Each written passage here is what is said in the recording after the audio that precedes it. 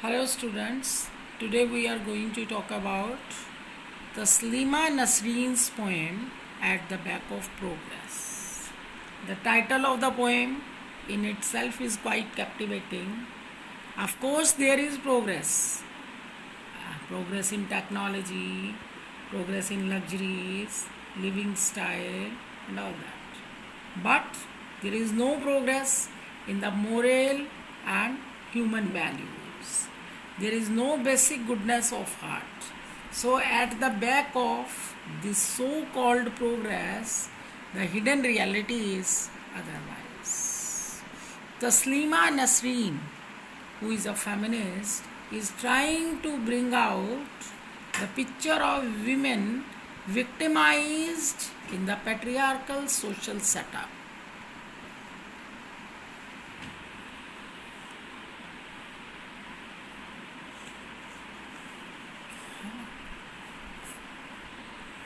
Feminist.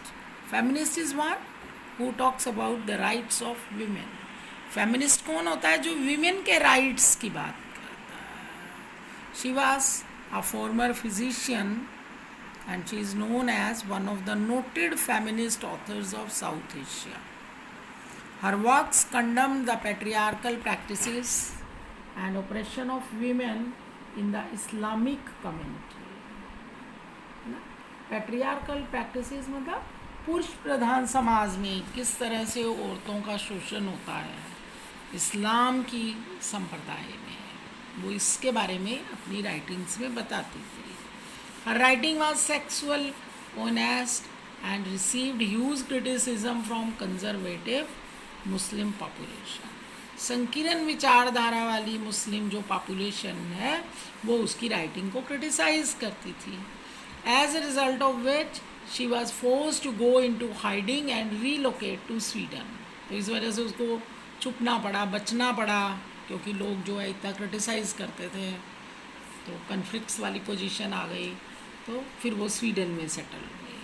She rose to global fame by the end of the 20th century owing to her essays and novels and criticism of religious fundamentalism.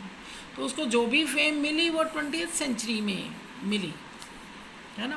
20th century में लोगों ने उसकी writings को पहचाना, उसकी value को पहचाना और उसको एक पॉपुलैरिटी मिली. Now the title of the poem at the back of progress is indicative of the double standards of society and the poet objectifies the condition of women in patriarchal society which victimises. So we see that here in the poem Taslima Nasreen gives a few examples showing how men treat women, how men exploit women, how the power structure is controlled by hegemony which allows her to live only at their mercy. कि कैसे पुरुष को सिर्फ औरत को अपनी दया के ऊपर रखते ही अच्छा लगता है, उसी से उसकी ईगो सेटिस्फाइड होती है. तो here in the poem the poet sides 3 examples. First begins with high ranking boss. First example में क्या दिखाया है कि बॉस है जो बहुत अच्छी पोस्ट पे है, who sits in air conditioned office, has had various sexual escapades in youth, ogles lustfully or at the beautiful women in parties and also satisfies his lust with different women in 5-star hotels.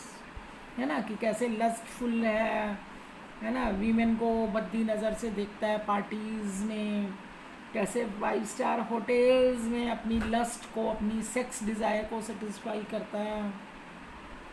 He has also the authority to give out character references to people, है ना, कि वो लोगों को character references देता है. Character क्योंकि वो बॉस है तो डिफरेंट एम्प्लॉयज़ के बारे में जो भी उनके एक्सपीरियंस को लेके, उनके करेक्टर को लेके रिमार्क्स देने हैं वो देता है.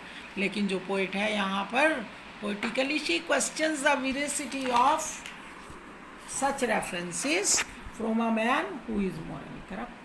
तो पोइटेस जो है यहाँ पर एक क्वेश्चन उठा रही है कि ऐसे व्यक्ति को और करेक्टर रेफरेंस देने का क्या राइट है, या उसकी क्या वैलिडिटी है, क्या वैल्यू है ऐसे रेफरेंसेस की जो व्यक्ति खुद मोरली करप्ट है ना.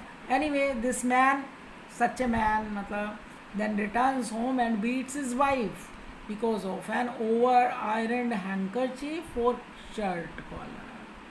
बाहर तो ये लाइफ ऐसी लीड करता है और घर आके अपनी वाइफ की पिटाई करता है कि भी उसने उसके रुमाल को कोई थोड़ा सा ज़्यादा प्रेस कर दिया या उसके शर्ट के कॉलर को थोड़ा ज़्यादा प्रेस कर दिया. The point is that over trivial matters, की छोटी छोटी बातों से अपनी वाइफ के साथ बदतमीजी करता है और उसको पीटता है. So this was the first example showing कि how man behaves with women. Then there is another scene. She describes an employee who seems genuinely civilized and sophisticated, always engaged in a discussion of films, politics, art, literature, speaks gently in the office, but at home he shouts at his wife, abuses and beats her over a bar of soap or the baby's pneumonia. तो दूसरी picture उसने किसकी दिखाई कि एक gentleman है जो बहुत ज़्यादा सिविलाइज्ड है, बहुत सफिस्टिकेटेड है, वेल मैनर्ड है, बात करेगा तो कोई फिल्म्स की बात की, उस पर डिस्कशन किया, लॉन्ग पॉलिटिकल इश्यूज़ पे किया, आर्ट पे किया, लिटरेचर पे किया, ऑफिस में इतना जेंटली बोलेगा और घर आके अपनी वाइफ की पिटाई करता है छोटी छोटी सी बातों के लिए कि भाई वो साबुन की कोई बात हो गई कि साबुन ज़्यादा घिस गया या बच्चा बीमार हो गया, उसको न्यूमोनिया हो गया. So such is the double standard of a man. Then finally the poetess talks about a man who keeps a lighter in his pocket, gets tipped for his service and tells no one that he divorced his first wife for her sterility, second for giving birth to a daughter, third for not bringing a sufficient dowry. Now with wife number 4 he again has someone to beat over a green chili or a handful of rice. Third picture उसने किसकी दी कि कोई employee है, employee 4th class होगा या lower division clerk होगा जो अपनी जेब में हर समय लाइटर रखता है ताकि वो अपने बॉस की या अपने सीनियर ऑफिसर्स की सिगरेट को अपने लाइटर से जला के दे और इस तरह से वो उनसे टिप ले, बड़ा मतलब ऐसे पोलाइट सा दिखाता है अपने आप को. और किसी को उसने नहीं बता रखा कि उसने फर्स्ट वाइफ को उसकी स्टेरिलिटी के लिए डिवोर्स दिया. स्टेरिलिटी मतलब वो कोई बच्चा नहीं पैदा कर पाई. Second for giving birth to a daughter, third for not bringing dowry, और फोर्थ वाइफ को पीटता है कि मिर्च ज़्यादा हो गई या थोड़े से मुट्ठी भर चावल के लिए. So to say over trivial matters he beats his wife. So the title is highly sarcastic कि ये प्रोग्रेस हो रही है. सार्कास्टिक मतलब व्यंगात्मक है टाइटल, देखो है ना. And evidently mirrors the poets thoughts. So the treatment meted out to women at homes, their domination, suppression do not figure in the index of economic progress and development. तो women के साथ क्या treatment होता है घर पे, या man उसको कैसे डोमिनेट करते हैं, कैसे उनको दबाते हैं, ये सारी चीज़ें जो इकोनॉमिक प्रोग्रेस हो रही है या डेवलपमेंट हो रही है कंट्री में, उसमें नहीं दिखाई जाती हैं कि वीमेन क्या सफ़र कर रही हैं. उस लेवल पे मैन ने क्या प्रोग्रेस की है.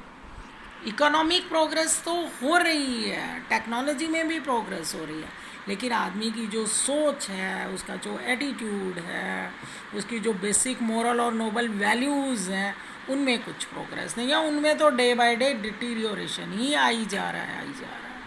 So these things that progress is, these are irrelevant to the progress that the society is headed towards. कि सोसाइटी वैसे प्रोग्रेस कर रही है लेकिन ये वाली वैल्यूज़ में डिटीरियोरेशन है, तो वो प्रोग्रेस भी किसी काम की नहीं. Let's have a glance at the text. So I told you that there are 3 different scenes showing the exploitation of women by man, है ना. First one is the fellow who sits in the air conditioned office is the one who in his youth raped a dozen or so young girls and at cocktail parties is secretly stricken with lust, fastening his eyes on Lovely's belly buttons in five-star hotels. He tries out his different sexual tastes with a variety of women. So this is the picture of that man, है ना? He sits in the air-conditioned office. In his youth, he has raped a dozen of girls. In cocktail parties, he is full of lust. His eyes are fixed on the belly buttons. Belly buttons, मतलब you understand, that is, है ना, नाभि. In five-star hotels, he has sex with number of women. Such a man, such a so-called, जो समझता है अपने आप को बड़ा sophisticated, या जिसको सोसाइटी sophisticated सेट का मानती है, ऐसा व्यक्ति जब घर आता है तो क्या, he beats his wife because of an over ironed handkerchief or shirt. Trivial matters पे वो वाइफ के साथ गुस्सा करता है, पीटता है उसको. Then comes the second picture. In his office mister big puffs on a cigarette, shuffles through file. Mr. Big is there, you know, some officer is there. He is having a cigarette in his mouth. He is shuffling through the files, rings for his employee, shouts, demands tea, drinks. चाय मंगवाता है, पीने के लिए मंगवाता है, पीता है चाय. Returns to writing people's character references, लोगों के करेक्टर रेफरेंसेस है. पीपल मतलब एम्प्लॉयज़ जो उसके अंडर है. His employee speaks in such a low voice that no one would ever suspect how at home. और उसके एम्प्लॉय हैं वो सब भी उसके सामने इतनी धीमी आवाज़ में बोलते हैं, कोई डाउट भी नहीं कर सकता कि ऐसा व्यक्ति जब घर बोलता है, जाता है, घर पहुंचता है तो वो कैसे ऊंची आवाज़ में बात करता है. He is so wild to his family, अपनी फैमिली के लिए कितना क्रूएल है. But with his buddies on the porch और at a movie indulges in loud harangue on politics, art, literature, है ना, कैसे पॉलिटिक्स पे, आर्ट पे, लिटरेचर पे वो ऊंची आवाज़ में लंबी लंबी डिस्कशंस करता है. हैरंग मतलब एक लंबी हीटेड आर्ग्यूमेंट्स करता है. And how some female his mother, grandmother और great grandmother committed suicide. Females की बातें करता है कि कैसे mother, grandmother, great grandmother ने सुसाइड किया. Bidding goodbye to his buddies, buddies मतलब अपने कलीग्स को बाय कह के जब वो घर आता है तो अपनी वाइफ को पीटता है ना. Over A bar of soap और द बेबीज निमोनिया, कि बच्चा बीमार क्यों हो गया, या साबुन की चक्की पे कोई छोटी सी, किसी भी छोटे से इश्यू पे, छोटी सी बात पे वो पिटाई करता है. Next day at work he pleasantly brings the T. अब ये थर्ड पिक्चर है कि वो यहाँ पर यूँ इमेजिन करो, ही कौन है, ही कोई या तो लोअर डिवीज़न क्लर्क है या फोर्थ क्लास पियोन कैटेगरी का है.